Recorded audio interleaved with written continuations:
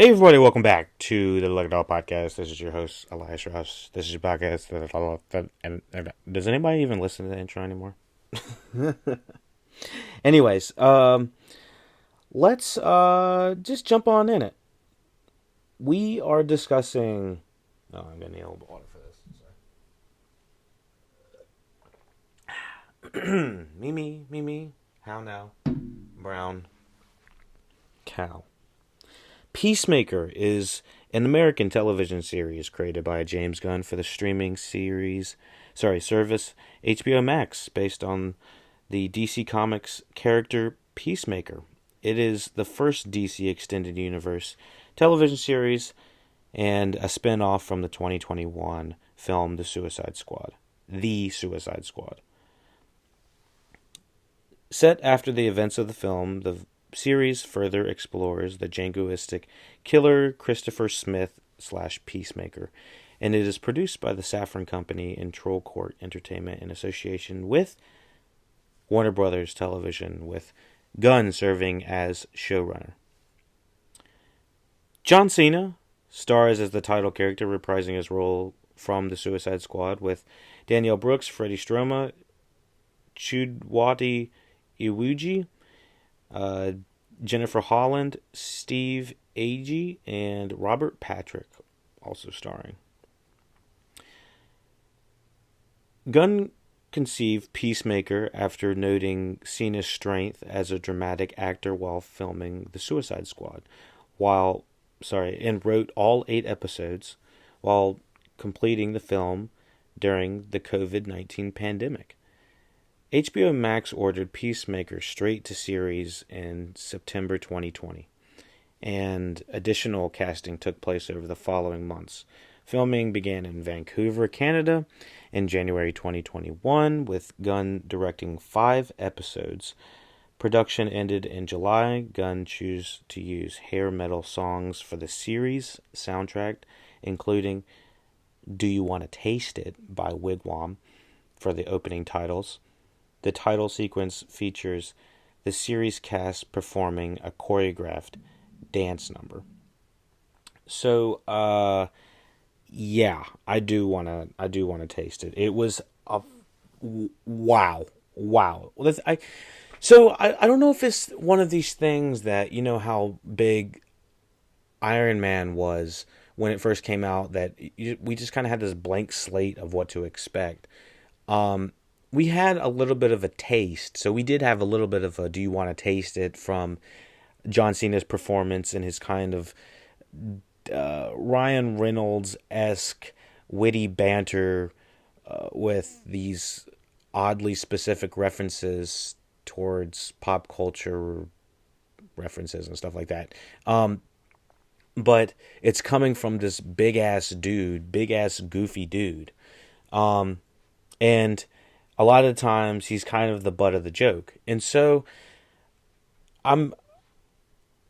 I was blown back when I was saying, like, Iron Man, comparing this to Iron Man, how we had kind of I had this blank slate of what to expect of this character going into it, and I kind of had a blank slate of the Peacemaker show of going into it. I really didn't understand who was behind it. I kind of was glad that I was in the dark about James Gunn really being the showrunner for this.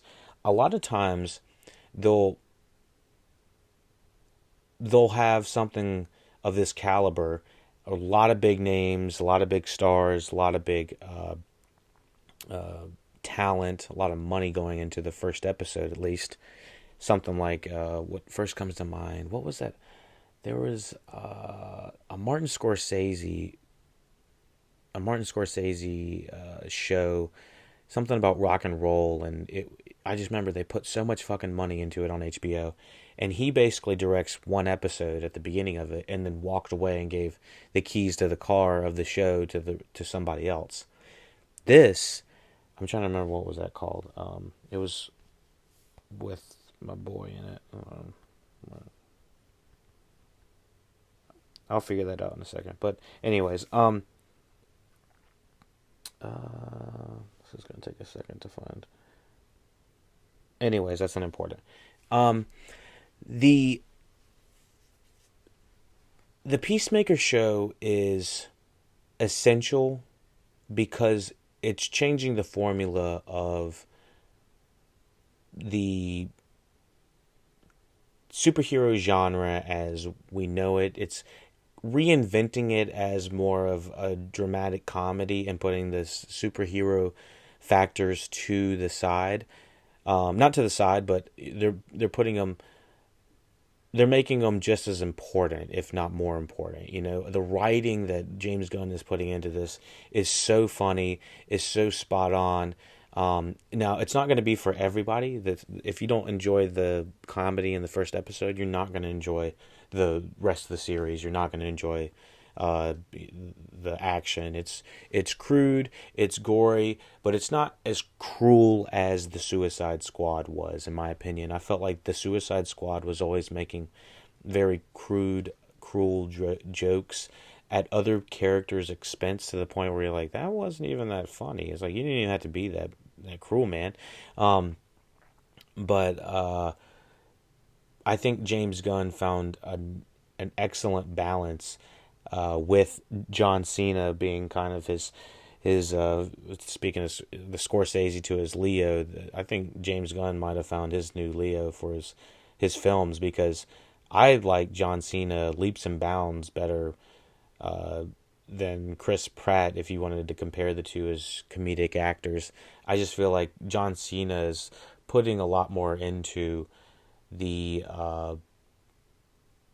depth of the performance. And I gotta say, it's hard not to say that his body doesn't play a massive role into it. Like, I think it was NPR podcast, pop culture podcast, that said it's just like this big boy in this Adonis's body, and it's like a boy in this Adonis's body, and it's hard to disagree with that, because he is just like, he has the emotions of like what feel like a 15-year-old at some point, but he's just freaking huge. And I don't want to say that he's like, his mental state is of a 15-year-old, but I mean his emotional state definitely feels like it's of that. And he has, there's with reason that he has these like emotional abuse ties that run deep in his lineage. So this show tackles a lot of that. I'm not going to go like the standard episode by episode as usual. I'm kind of on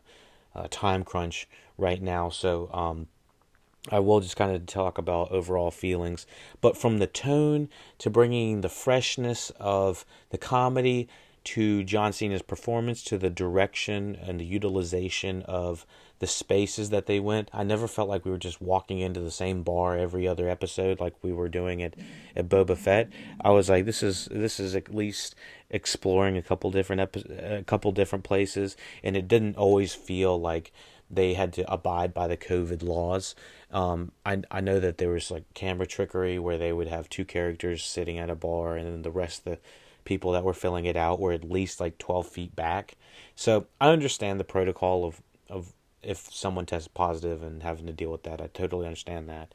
But I just felt like this show, in comparison to like the Boba Fett show, I know it's kind of apples to oranges, but just kind of bringing a fresh new character in a fresh television show with about eight episodes, this one goes leaps and bounds better, just with the weird quirkiness of the dance, choreographed dance number of the main title. It was like a do you want to do really want to do digga digga digga digga. You know, I was like up doing it by the second episode. I was like, oh shit, this is a freaking bop. And I always trust James Gunn to have some really good music on his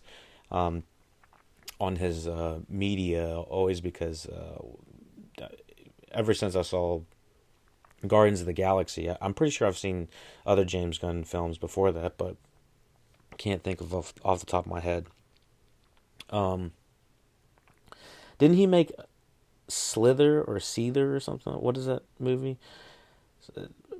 I heard that was kind of this nature. But anyways, the new cast is very good. This is interesting that it's called. Oh, I guess it is considered a black comedy. Let me see if there's anything else we've got to do. Da-da-da. Yeah, so they've already been approved, or they've been greenlit for season 2. And with 8 episodes, I was sad that it was over, honestly. But I honestly would rather have 8 episodes of something that's really good than 10 episodes that's almost good. An example of that would be All of Us Are Dead on Netflix. That series went 12 episodes at 1 hour length, and sometimes longer. So that one overstayed its welcome a lot. So you don't always want less is not always more. So yeah, basically the main character, John Cena, a jingoistic killer who believes in achieving peace at any cost. Showrunner James Gunn described Peacemaker as a piece of shit and a superhero / villain, the world's biggest douchebag. Gunn did not want the series to remove Peacemaker's worst qualities, but attempting to explain some of them, explore Peacemaker's relationship with his father. After Peacemaker, this is at the end. I would have expected you to have seen The Suicide Squad by now, so spoilers for that. After Peacemaker killed Rick Flag in The Suicide Squad 2021. Flag's final words, Peacemaker, what a joke, have a big impact him on in the series. So, yeah, and then we have the rest of the team. Daniel Plex plays Adebayo, Freddie Stroma, absolute very interesting actor, playing Adrian Trace / Vigilante. This guy is like his Batman to his Robin. He's his Robin to his Batman, except if he was a freaking lunatic. Vigilante's comedic timing had me rolling in my chair, in my bed, or wherever I was watching the show on the bike. He was so freaking funny. I only wanted more, and I just didn't want him to die. That was my biggest thing that I was thinking. I liked all of these characters. The main head captain, Myrn. We have Amelia Harcourt. John Economos. And then we have all very hilarious in their own respects. Some playing more of the straight man in it, but I still think it was still hilarious. Robert Patrick, oddly hilarious in this and despicable at the same time. He plays Augie Smith / the White Dragon, Peacemaker's racist father who supplies him with tech to aid his mission at the beginning. Gunn said Augie was a worse person than Peacemaker and a lost cause. Executive producer Peter Safran described him as an Archie Bunker on steroids, and Cena said he was the only character in the series who does not have a character arc and journey.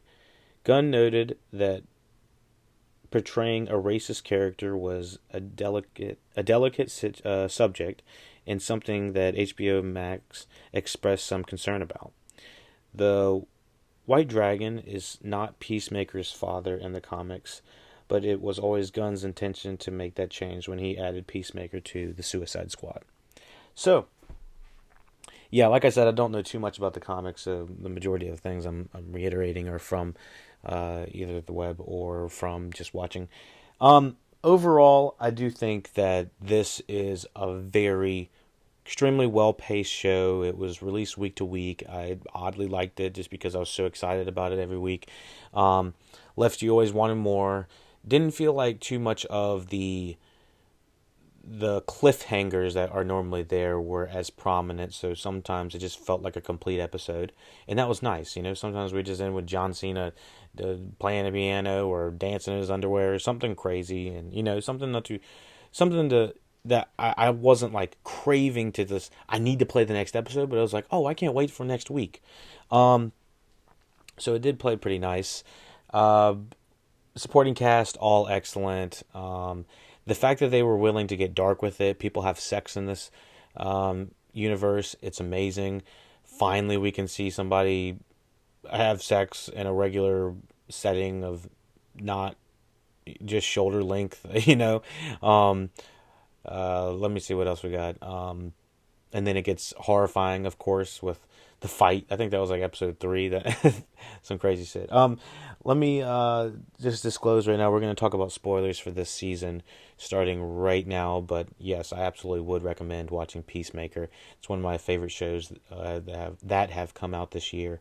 I can't think of one besides Station 11 that I haven't podcasted yet about. But yeah, very good.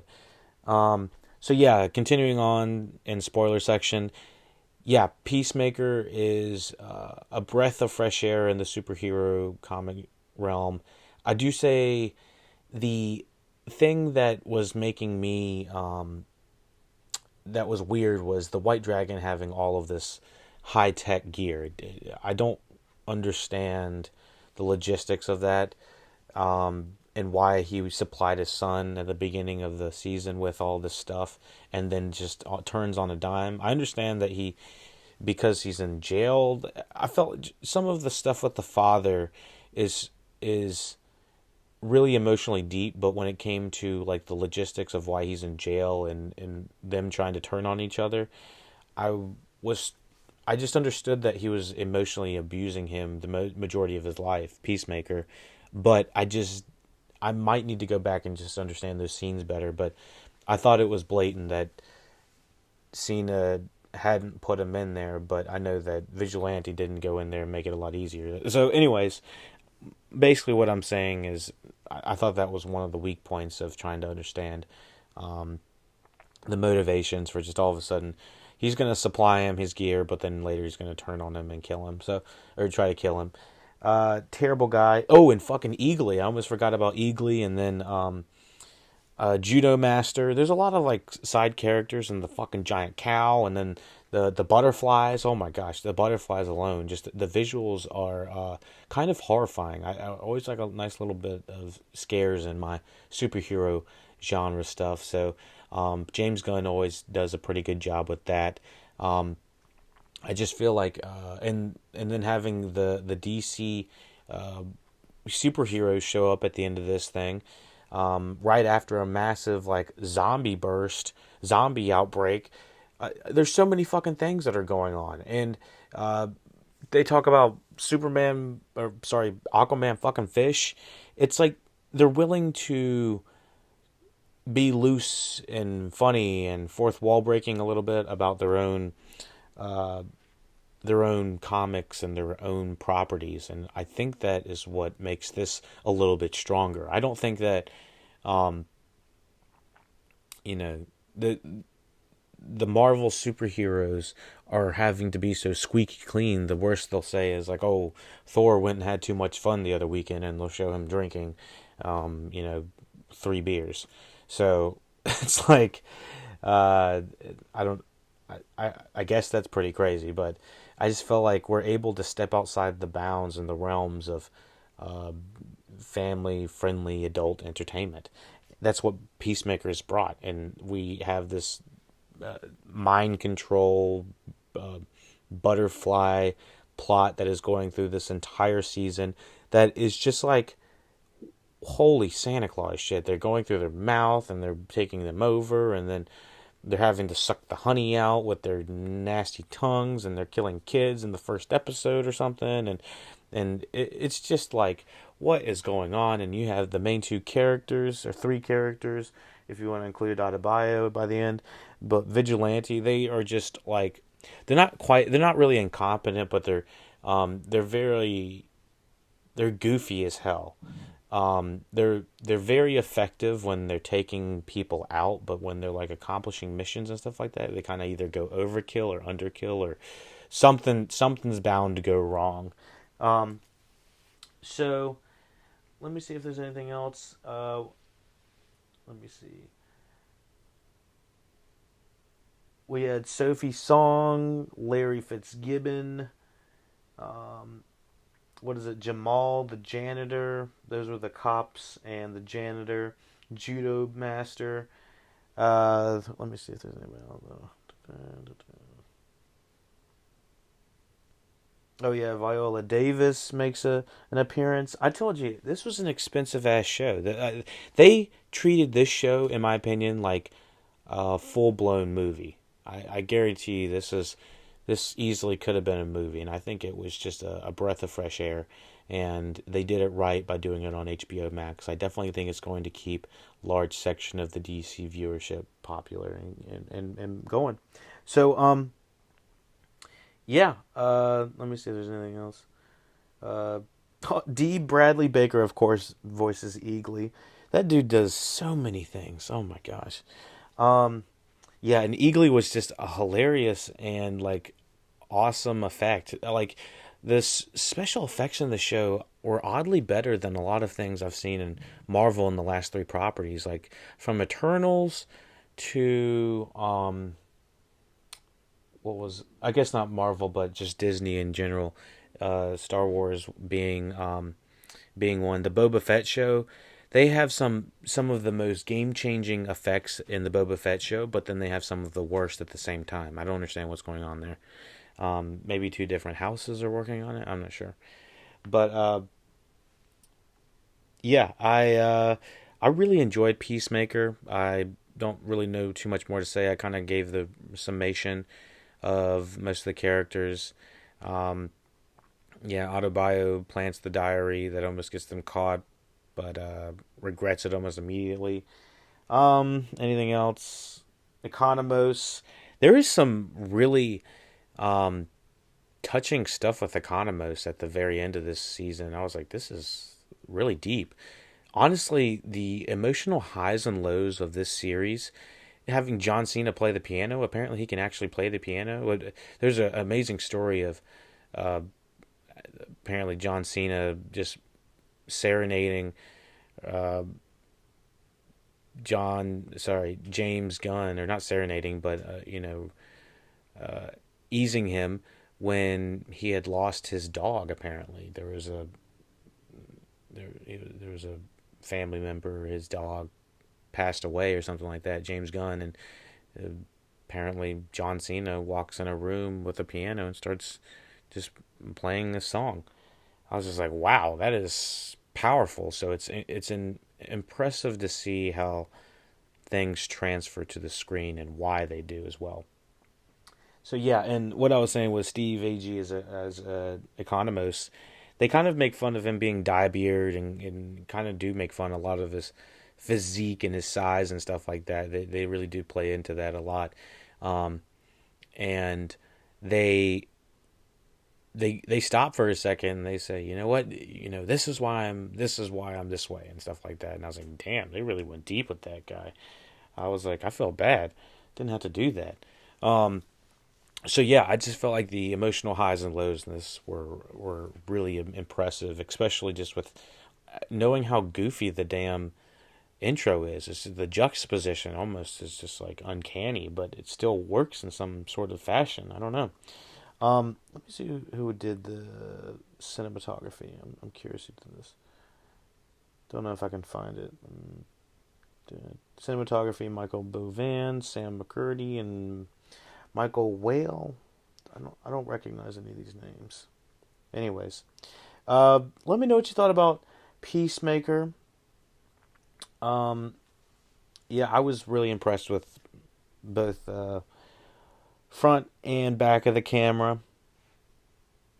The musical choices, obviously.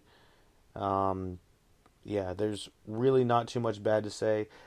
I I think I would say that the last episode does is a little bit long for me, but I just kind of felt like I saw the writing on the wall of what was going to happen. Okay, this was going to happen. This was going to happen. This was going to happen, and a lot of that did. Um, so I will say maybe the last episode was little bit predictable, but up until then I was just like, wow, I don't know what's going on. I don't know where we're gonna go with this. The giant cow caterpillar thing, and I was like, okay, so the human, what is it? The human torpedo is clearly gonna come back. And it's like there's numerous things that I just saw writing on the wall that were going to happen. Go for the weak spots. Um, Let me think. There were hilarious things like Eagly pecking Economos in the ass. That was fucking hilarious. Uh, what was it? How many times Vigilante almost was dying? Um, or the human torpedo thing, that was pretty hilarious. Having Adebayo be the torpedo like twice. um, she got like all the nasty shit on her. Um, Let me see anything else. Let me see. Da, da, da. Oh yeah, James Gunn, and I think what is her name? Is her name Jennifer Holland? Is that who he just got married to, or they just got engaged? Why does nobody show there? I think her name is Jennifer Holland. Otherwise, I'm talking about somebody else. But I'm pretty sure that's who it is. Um, yeah, they just got engaged, I believe. Let's see. Anyways, I should have done my research a little bit better. But anyways, let me know what you thought about Peacemaker. Let me know what we can do to get a little bit better on the podcast. I know this was a little bit more condensed of a podcast, but yeah, I enjoyed just about all of it. As you can hear, as you can tell, I don't have too many critiques. Um, yeah, less is more. So keep it at this pacing, and like I said, the 39 to 46 minutes is like perfect. You don't need to go for the full hour unless it just absolutely needs that storytelling in it. So yeah, all right, everybody. Do you really, really, really want to do it?